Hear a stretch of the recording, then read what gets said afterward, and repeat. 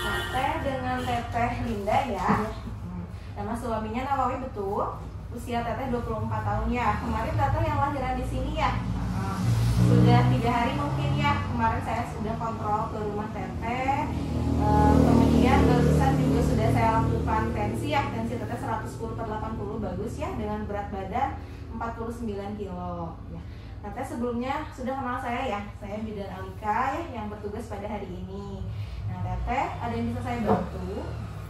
Tuhan saya teh dari ininya sakit vagina, bekas jahitan. Ya, tapi kemarin itu memang dijahit cukup banyak ya, karena mungkin anak pertama juga. Kemudian pas hamil, Teteh sering senam hamil nggak? Jarang ya, makanya otot-otot di area vaginanya kurang rileks atau kurang lentur ya, tidak ada efektivitasnya. Kemudian Teteh, sebelum saya melihat jahitannya ya, kemudian kayaknya ada yang lecet-lecet sedikit makanya sakit ya.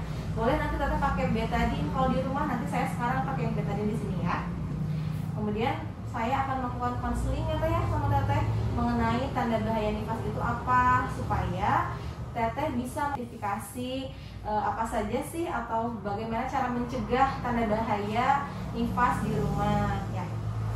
Sebelum saya menjelaskan lebih lanjut, saya izin ke belakang dulu ya, siapkan dulu alatnya dan cuci tangan dulu ya.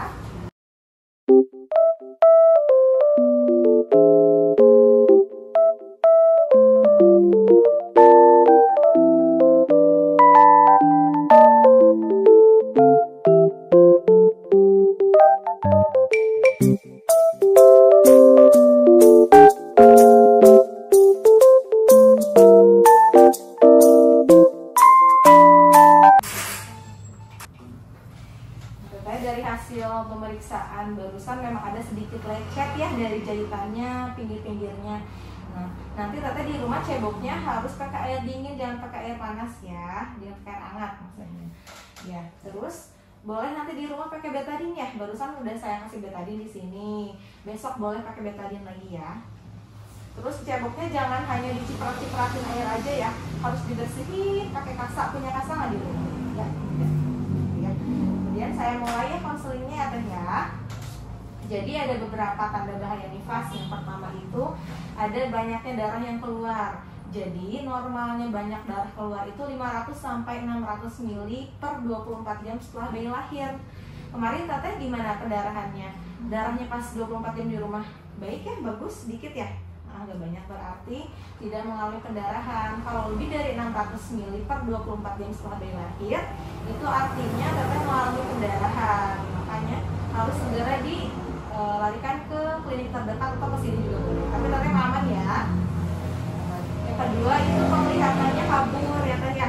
Jika Teteh mengalami buram, sebenarnya masih wajar. Namun biasanya sih kalau yang mempunyai mata minus ya, minusnya itu 6 ke atas tidak diperbolehkan untuk normal biasanya. Kenapa ya Bu ya? Kenapa? Dikarenakan nanti mengalami komplikasi akibat persalinan atau bisa terjadi terbentuknya pembuluh darah baru di retina Teteh nanti gitu ya. Yang ketiga itu sakit kepala yang berlebih serta mual ya. Kalau masih sedikit-sedikit sakit kepalanya masih wajar. Sudah dikasih obat kemarin ya. Diminum nggak obatnya? Diminum.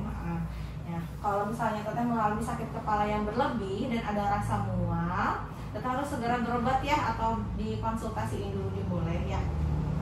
Karena hal tersebut itu dapat menjadi gangguan atau bisa jadi nantinya penyakit yang berkepanjangan ya Teh ya. Jadi kasihan nanti sama dedenya kalau Tetehnya sakit, dedenya juga nanti biasanya suka ikut sakit, apalagi kalau namanya bayi itu gampang tertular gitu ya. Yang keempat itu adalah pembengkakan di wajah, di tangan sama di kaki. Ada bengkak nggak Teteh? Tidak. Enggak ya, bagus ya.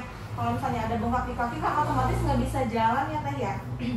Jadi dapat mengalami kesulitan berjalan. Biasanya pembengkakan itu diawali dengan varises yang menjalar. Ada varises nggak pas dari pulang ke rumah? Enggak ya? Enggak. Yang selanjutnya itu ada suhu tubuh ya Teh ya yang meningkat. Jadi biasanya ibu nifas itu setelah melahirkan memang mengalami naik turun suhunya. Tapi kemarin sempat agak panas, terus turun lagi, enggak, berarti teteh emang bagus ya, nggak ada. Biasanya emang naik turun itu normal sih teh biasanya. Dan biasanya hal tersebut itu diakibatkan karena dehidrasi, makanya teteh harus banyak minum di rumah ya, minum air putih supaya nanti air asinya banyak keluarnya. Kalau misalnya jarang minum, dehidrasi, otomatis asinya juga salah, dedenya kasihan ya. Gitu. Kemudian yang selanjutnya itu depresi.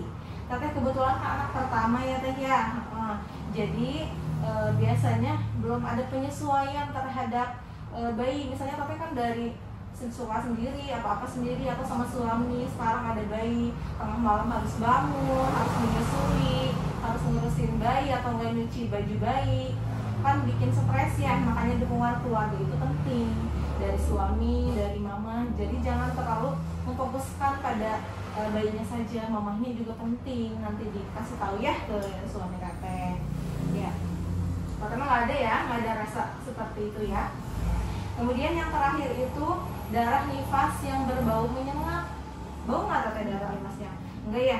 Jadi baunya itu seperti darah head tapi lebih bau dan menyengat. Ya. Jika seperti itu terjadi, maka teteh harus konsultasi atau enggak ke klinik terdekat dulu ya. Biasanya hal tersebut itu diikuti oleh gumpalan darah yang lebih besar dan sakit ketika keluar itu. Karena enggak ya?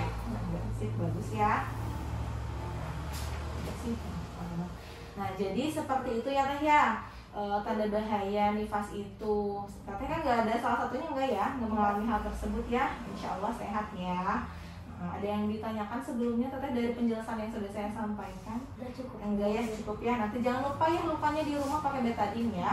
Kalau masih sakit boleh nanti kesini lagi dikasih. Sekarang mau ini nggak obat anti nyerinya? Boleh nanti dikasih ya, diresepkan. Baik, cukup sekian mungkin ya konselingnya. Teteh semoga sehat terus ya sama bayinya. Titip salam buat keluarga ya. Sehat-sehat ya teteh. Langkah yang terakhir adalah merapikan alat seperti livet atau KIA jika memakai media. Kemudian membuka bruskot.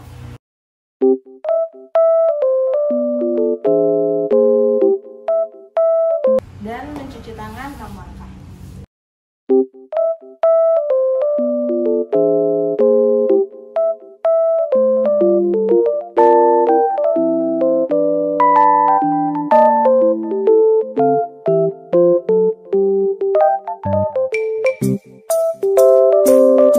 Dan yang terakhir melakukan dokumentasi hasil dari pemeriksaan atau konseling tanda bahaya